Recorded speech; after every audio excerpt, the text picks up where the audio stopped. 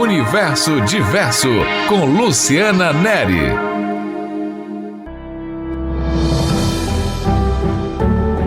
Vamos conhecer melhor um pouco do trabalho da Liga Acadêmica de Geriatria e Gerontologia da UESB-FASA. Essa liga estuda a pessoa idosa e a gente vai conversar com membros da liga que vão falar para a gente sobre seus estudos e os trabalhos desenvolvidos com essa população. Hoje vamos conversar com Simone Pérez. Ela vai falar sobre as práticas sociais com linguagem e memória na pessoa idosa. Eu sou Simone Máximo Pérez, psicóloga, pós-graduanda em Linguística pela Universidade Estadual do Sudeste da Bahia. Falar sobre as práticas sociais, linguagem, memória no envelhecimento, requer, antes de tudo, compreender o papel da linguagem na formação do ser humano. E que papel é esse, Simone, esse papel da linguagem? A linguagem ela é constitutiva do sujeito, ela é constitutiva do indivíduo. É através dela que se forma o pensamento, seja a linguagem verbal ou não verbal, é ela quem permite o indivíduo dar sentido às coisas, nomear as coisas, as emoções, descrever, discriminar todas as suas vivências. E a memória, Simone, o que a memória tem a ver com a linguagem, especialmente quando a gente fala da pessoa idosa? A memória e a linguagem, elas são dinâmicas, elas são processos dinâmicos, elas estão sempre em movimento. Através da linguagem, através da interação com o outro, da interlocução, é possível resgatar, reconstruir e instituir novas memórias. A linguagem, ela precisa estar em movimento. E para se colocar a linguagem em movimento, é preciso a atividade dialógica. E o que é a atividade dialógica e como é que ela contribui nesse processo?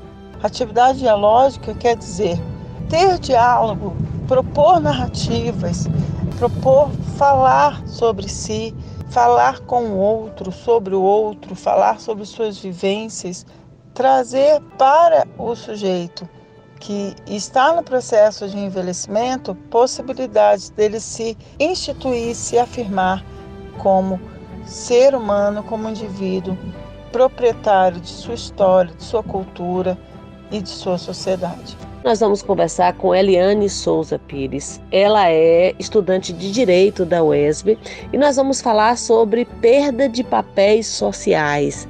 Vamos explicar, Eliane, o que são os papéis sociais? Os papéis sociais referem-se às responsabilidades, ações, posições que nós exercemos em sociedade. Assim, para falar sobre perda de papéis sociais pela pessoa idosa, podemos iniciar citando lugar de fala e representação. Essa expressão lugar de fala, tem vários significados. Como assim o idoso perde lugar de fala? Porque em situações variadas do cotidiano, o idoso, embora tenha capacidade de representar e falar sobre si mesmo, é ignorado.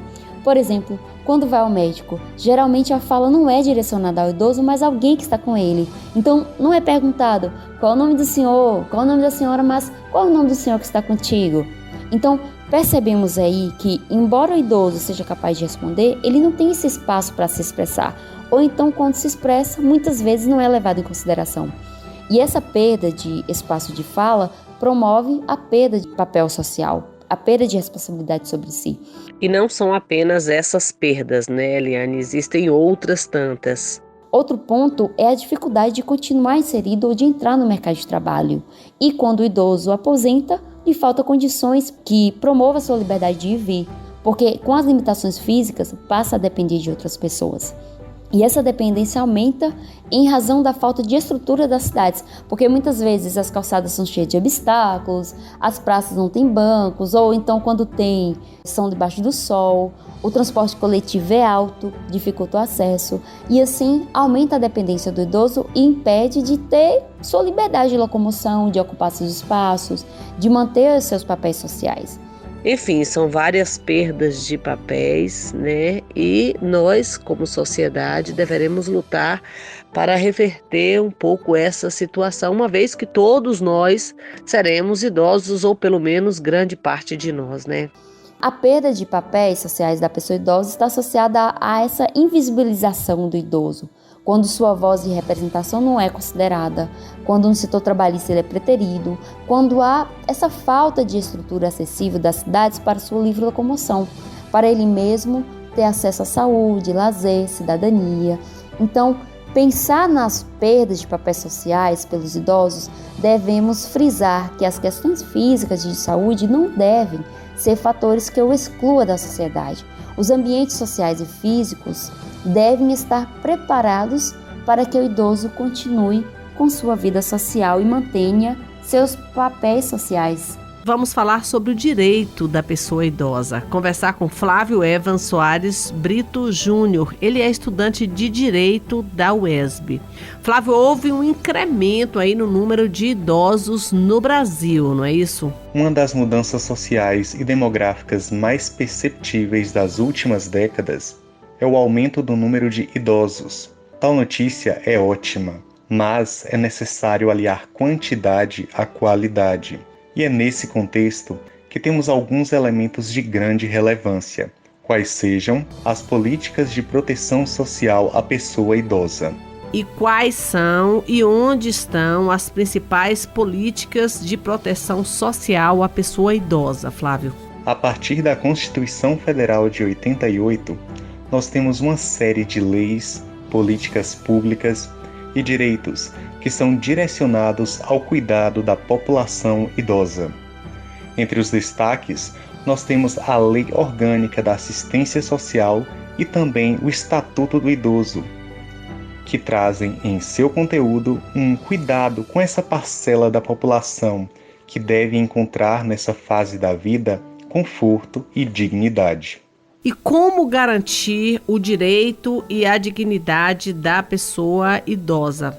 Nesse ponto, também é fundamental que a população tenha acesso às leis para que dessa forma conheça e lute pelos seus direitos. Vamos falar sobre as alterações sensoriais mais comuns na pessoa idosa. Conversar com Maria Eduarda, ela que é estudante de medicina da UESB e coordenadora da LAG. Olá, Maria Eduarda. Hoje vamos falar um pouquinho sobre as alterações sensoriais na pessoa idosa que muitas vezes acaba sendo negligenciado, principalmente visão e audição, que costumam levar ao comprometimento da qualidade de vida e causa dependência na pessoa idosa. Com a avançada idade, ocorre a redução da função visual, geralmente relacionada a alguma situação, como uma presbiopia, que aquela vista cansada fica difícil de enxergar e precisa afastar o braço para ver melhor os objetos. A catarata, que a visão fica opaca, perde aquela transparência. O glaucoma, causado pela elevação da pressão dentro do olho, que reduz a visão e perde muitas vezes a visão lateral. Retinopatia diabética também pode ter o aparecimento daquelas manchas escuras que a visão fica borrada. Essas alterações visuais, quando não detectadas, aumentam a incidência de acidentes, particularmente quedas. Por isso, é essencial o acompanhamento com o oftalmologista. A diminuição da capacidade auditiva também é muito comum na pessoa idosa, né, Eduarda? A redução da audição pode fazer parte do processo natural do envelhecimento e é mais comum nos homens idosos. Porém, devemos ter cuidado com algumas situações que podem levar a um acometimento significativo dessa audição. Muitas delas são evitáveis por meio do controle da exposição a sons altos, cessação do tabagismo e controle de doenças de base como a diabetes. Por isso, precisamos ficar atentos à mudança e procurar ajuda médica quando detectamos a redução, a fim de achar a causa base e buscar intervenções como o uso de aparelhos auditivos e outra reabilitação auditiva, principalmente com a ajuda da fonoaudiologia. E ainda existem outras alterações sensoriais comuns, né? Outra questão é a mudança do paladar e olfato com a avançada idade, que pode comprometer a alimentação da pessoa idosa, levando à desnutrição e comprometimento imunológico.